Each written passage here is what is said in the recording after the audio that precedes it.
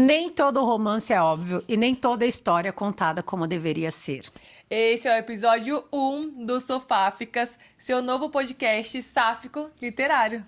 Eu sou a Alessa Mariari, mais conhecida como Ali. A ideia desse podcast vem em um dos lugares mais improváveis possível. Ou um dos melhores, né, A mesa Lelê? de um bar. Cervejinha gelada, impossível dar errado. Direto do nosso sofá para falar sobre literaturas sáficas. Por isso o nome Sofáficas. Eu estou aqui com a Regina Barros, para os mais íntimos. Tatá, a autora do livro Entre a Política e o Amor. O Preço de um Segredo. Esse podcast será feito por nós duas. Sim, para falar um pouco desse universo literário sáfico e trazer um pouquinho, né, dessa gama de leitores e também de autores dentro desse universo. Antes da gente entrar nesse universo do livro ali, né, da Tatá, como você entrou nesse universo de escritora? Bom, meu nome é Thaís, né? Que daí todo mundo me chama de Tatá, mas no livro, como autor, eu me identifico como Regina Barros, que é o meu segundo nome. E tem acho que 2 anos que eu venho escrevendo nessa gama de literatura sáfica. Eu já tive outras coisas em outros momentos, mas mais voltado para o jurídico, artigos e etc. E, enfim, como eu sou uma pessoa muito política e também gosto muito de literatura, eu resolvi juntar as duas coisas numa só. A gente sabe que são 2 temas bem difíceis de ser abordados, principalmente numa escrita sáfica, né? Mas ainda assim teve alguma inspiração para você construir esse livro, né? Então fala um pouquinho pra gente. Na verdade, a minha inspiração veio primeiro quando eu li o livro Lembre-se de Nós, que é conhecido também como O Estúpido Wife, até tá aqui o cartãozinho, né?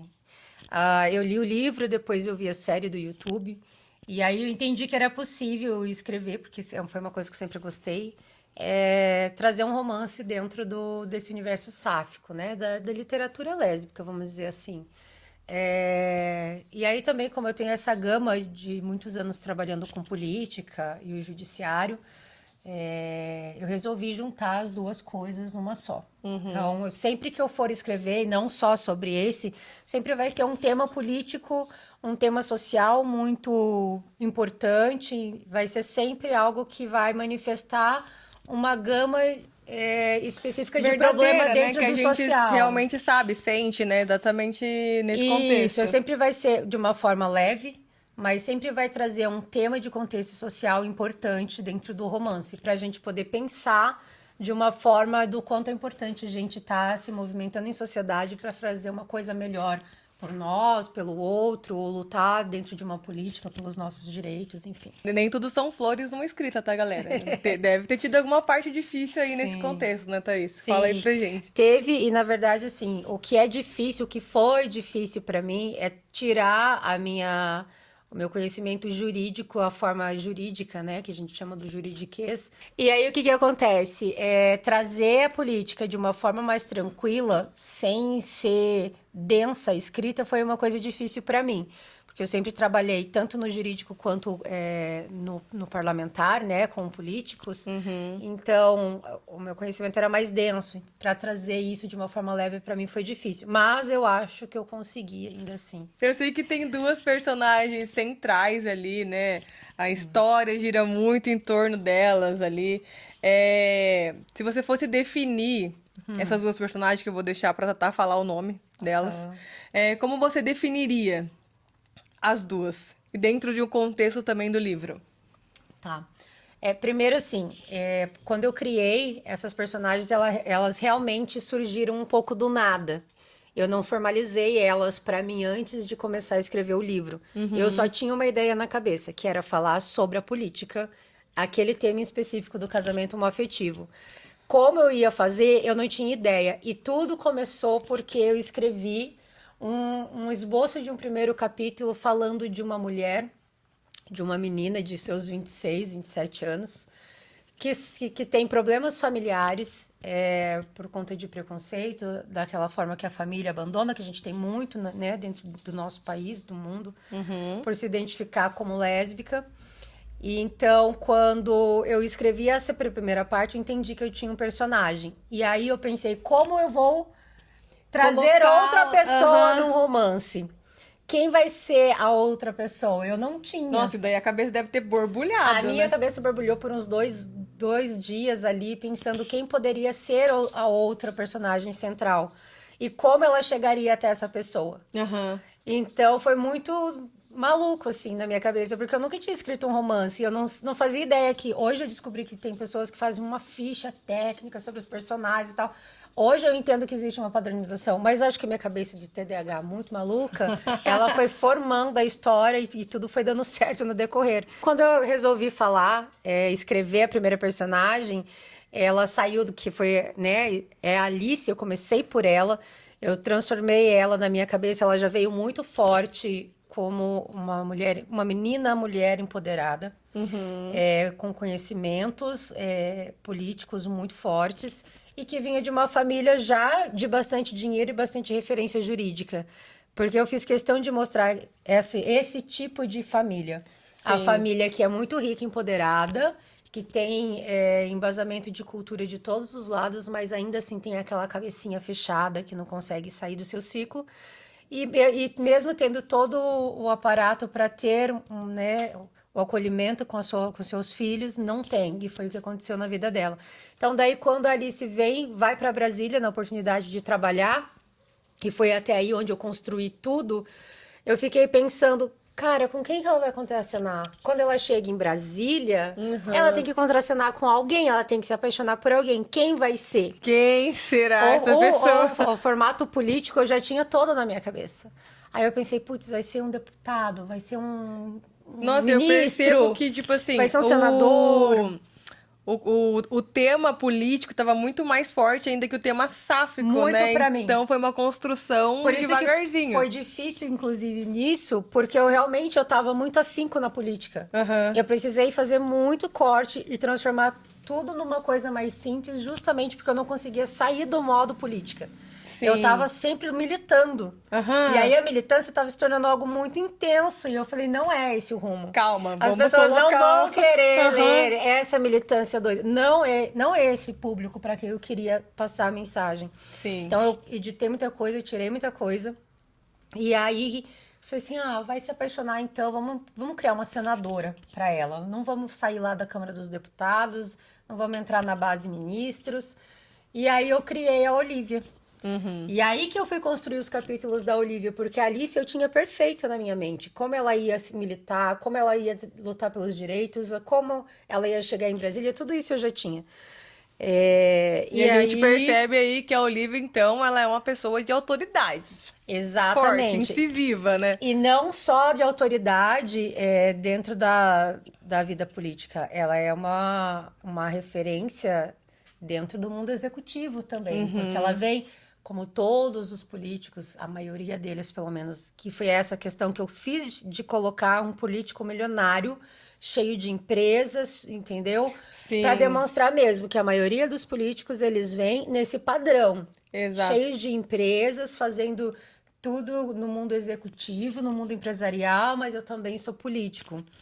Só que né, eu trouxe esse envolvimento. Quando elas se envolvem, é quando vai descobrir essa parte que vem mais do âmago da Olivia, tá? Eu sou toda poderosa, mas eu não sei literalmente lidar com todo esse meu poder. Então, Sim, ali você fala de um contexto de ter uma família, talvez, padrão. A gente sabe que pelo lado da Alice não tinha essa questão, mas a gente percebe que o cenário muda ali quando a gente fala da Olivia, né? Porque é basicamente o mesmo cenário de construção de família ali, só que é um apoio muito maior, né, pra Olivia, ali no caso. A Olivia sempre teve tudo, né? A Olivia, ela vem de uma família muito rica, milionária. Eles são, assim, esse padrão bilionário que a gente vê muito pouco, a menor porcentagem que a gente tem no nosso Sim. país, dos bilionários. Só que ela vem de uma família extremamente estruturada, não só financeira, mas emocional também. Exatamente. Então, quando eu retrato as duas, a família das duas, as duas têm não o mesmo poder aquisitivo, mas as duas podem muito. As Sim. duas vêm de culturas onde eu posso estudar, eu posso viajar, eu posso fazer tudo, e eu sou capaz. Exato. Só que uma vem de uma família que desestruturada internamente, que não acolhe, que não faz. Em contrapartida, a outra, ela tem todos os suportes de muitos amigos, o suporte de todas as irmãs, o suporte dos pais que ensinam a base familiar do amor, do acolhimento, de tudo, e que fazem questão de mostrar para ela que ela pode, mesmo dentro das inseguranças que ela tem. Exato. E aí eu mostro por que a Olivia foi senadora, como ela chegou lá. Porque ela só queria trabalhar em função de causas sociais, que foi o que ela aprendeu com a família dela, de alguma maneira. Ela não queria tocar as empresas que eles têm. Então, ela aprendeu com a mãe dela, que né, eu narro no livro que a mãe dela foi governadora do estado do Rio Grande do Sul, o pai dela foi prefeito. Então, ela aprendeu dentro da política a trabalhar as questões sociais, sabe? Então, eu trago essas duas coisas dentro do livro. E no começo você citou que nem toda a história é contada como deveria ser. Tem algum segredo? Eu sei que tem, tá, gente? Porque eu sou leitora. Tem algum segredo aí dentro dessa trama? Na verdade, sim. Primeiro eu precisava criar uma subtrama, né? Além da trama principal, que era para falar do casamento homoafetivo. Então, sim, a senadora, ela não ia aleatoriamente, para quem leu o livro, e tá, né? A gente fala desse casamento homoafetivo do qual a senadora vota contra, né? Mas sim, ele existe um segredo e esse segredo ele não é necessariamente político também. E quando acontece essas ameaças com a senadora, com a Olivia, é quando ela se retrai e começa a se esconder dentro dela mesma. Em algum momento dali da saga do livro, que a maior angústia da Olivia é como ela vai assumir socialmente, mesmo sendo amparada pela família, um relacionamento lésbico. Ela é uma senadora, ela é uma executiva, ela tem outras coisas e ainda dentro dela tem esse padrão de medo. Porque ela não isso é uma coisa que eu bato muito na tecla. Ela é uma mulher de poder, mas ela não é uma mulher poderosa. Exatamente. Ela tem fraquezas. Sim, e é sempre a Alice tentando colocar ela no lugar dela também, centralizar, né, para a questão de poder que ela tem, não só como senadora, mas de ser uma pessoa realmente empoderada ali, né? Exatamente. Desculpa, a Alice, ela não é uma pessoa coitada. Ela vem com muita bagagem de conhecimento, com muita bagagem de luta, com muito padrão igual ao da Olivia. A diferença é que uma sabe lidar com o seu psicológico, com as suas questões, e a outra não sabe. Ela tem muito mais poder de fala política, poder aquisitivo, só que ela não sabe exercer isso nem para ela e nem em sociedade. E é quando ela se coloca como se perde. E ela acaba sendo uma pessoa, né, teoricamente mesquinha. E ela se esconde atrás dos problemas delas, inclusive ela se esconde atrás dessas ameaças e não consegue lidar com isso. Isso é um grande fator assim que vem sendo bem discutido, principalmente depois que eu escrevi o segundo livro. A raiva das leitoras é por que a Olivia é tão fraca, por que ela nunca fala, por que ela não se mexe, porque as pessoas travam. É natural do ser humano ter problemas psicológicos e não saber como reagir. Tá tudo bem que a Alice é poderosa, no sentido empoderado. Sim. E tá tudo bem também uma mulher de muito poder não conseguir se mexer e não conseguir entender como ela deve reagir perante a tudo isso. Porque a gente mostra desde o começo que ela realmente tem problemas de como se empoderar, de como se colocar em sociedade, mesmo sendo quem ela é. Sim, você citou ali em questão das leitoras, né? Como que elas aceitaram, abraçaram esse livro? Como que foi ali a sua troca com elas? No primeiro livro, elas gostaram muito, assim, dessa trama inicial. Eu tive bastante feedback legal, inclusive lá dentro da Amazon, várias pessoas, né, elogiando. Elas terminaram o livro com basicamente um trauma, né? Sim, gente, isso é insuperável, tá? E todo mundo fala, ai, como que você acaba um livro nessa... Desse jeito. nesse caos e etc. É, eu realmente, eu juro que, assim, eu até gostaria de ter terminado esse livro no 1. A ideia não era colocar isso de fato. Só que não era possível concluir uma história que tinha muita coisa ainda para Aham. acontecer, simplesmente jogar o final assim, falar, vai 3 capítulos e vamos acabar com tudo, o senador vai morrer, a Olivia vai viver e, enfim, não dava, não Nossa, foi um dava. pequeno spoiler aí pra vocês, hein, galera? Fica aí a deixa. Então eu falei, não, vamos acabar aqui. Eu, né, a Amanda tinha me dado essa ideia. Falei assim, para de sofrer, de querer tentar resumir o livro e jogar tudo. Acaba aí nesse acidente, vamos. Eu falei, é verdade, vamos nessa e eu vou terminar nesse acidente e vamos para o próximo. Que daí foi quando a coisa aconteceu de uma forma mais trágica no sentido emocional dos O leitores. próximo, gente, é que já tem o segundo livro da trama, que é este, inclusive, que ele também tá muito voltado ainda pro contexto inicial, mas a gente já percebe uma questão de maturidade das personagens também, mas ainda assim a relutância, né, da nossa querida Olivia. Olivia.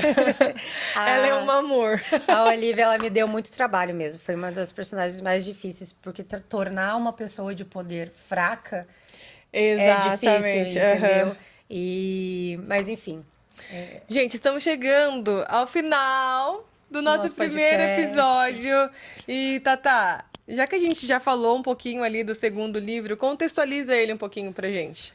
Tá, o segundo livro, então, ele vem com a continuação desse segredo, né? Que todo mundo fala, por que não conta esse segredo de uma vez? Porque não Porque ele é é um pra segredo, gente. contar. Ele é um segredo de devagarzinho. Porque é exatamente pelo critério da Olivia ser medrosa e fraca, é por esse motivo que o livro não vem direto com o segredo. Não é no terceiro capítulo que você vai descobrir.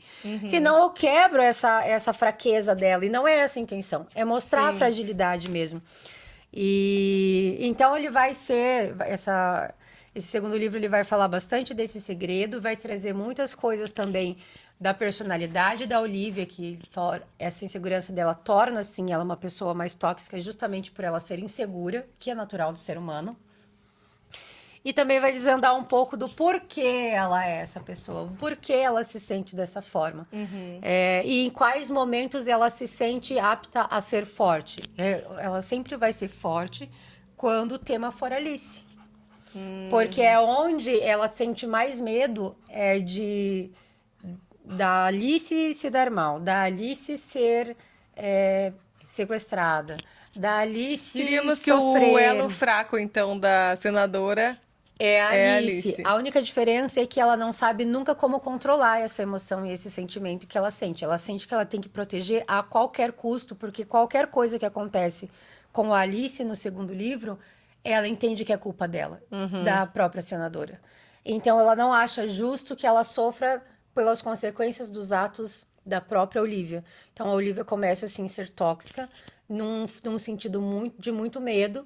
E que daí depois, no contexto final, ela vai aprendendo como reagir a isso. Também muito aquela questão né, quem tem amor entende o próximo e pode se dar e pode se doar. Então, a Alice vai doando um pouco dela também para ensinar essa força de que ela tem esse poder e de empoderamento também, né? Com Então, vai certeza. falar mais sobre isso e depois vai revelar as questões políticas no final, todos os medos, etc. Tata, onde que a gente encontra o livro 1 e o livro 2? Eles estão disponíveis na Amazon. Eles estão como duologia, né? E eu também, já adiantando, eu nem iria falar agora, mas vou aproveitar esse Primeiríssima mão. primeiríssima mão. Eu decidi que vou sim escrever um terceiro livro sobre, tá? Elas. Mas não vai ser uma continuação dessa história, da saga. Então, ele não vai entrar como uma trilogia. Ele vem porque eu senti que tem muita angústia das leitoras, principalmente as que já leram o segundo livro. E não é para descaracterizar a fraqueza da Olivia, coisas assim, não. É só para mostrar um pouco do contexto da vida da Alice. A perspectiva dela ali, no A caso. perspectiva dela, como ela sofreu com. Ela tem um sofrimento e um trauma de abandono familiar. a saga da duologia, ela acaba com uma forte decepção do irmão dela, principalmente. Então, ela vai trazer mais o contexto familiar entre ela e a Olivia, como elas se fortalecem, como a Olivia consegue amadurecer mais emocionalmente para amparar a mulher dela e a família que elas constroem, mas principalmente como que está sendo lidar através da visão da Alice em perder a família e construir uma nova. Então vem a Olivia ali Outra amparando realidade outra completamente, né? realidade, exatamente, né? E daí vai aparecer um pouco mais dos pais daí da Alice, daquele irmão dela, enfim. Então eu vou trazer mais nesse contexto. Ele não vai fazer parte da sequência, até vai dar para ler sem precisar ler os dois, porque essa era a questão, mas eu vou trazer sim um pouco dessa história para falar desse âmago da Alice.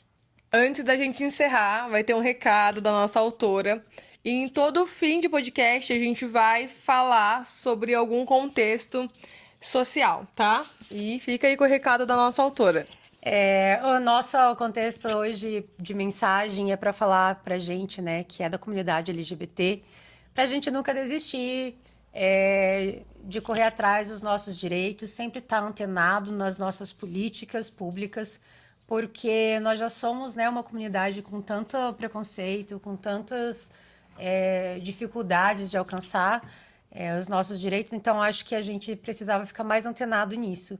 E assim como o livro coloca, né, a questão do casamento homoafetivo, existem tantos outros que a gente precisa ir atrás, então vamos se ligar um pouquinho politicamente dos nossos direitos, porque é só assim para a gente mudar todo o contexto da nossa sociedade.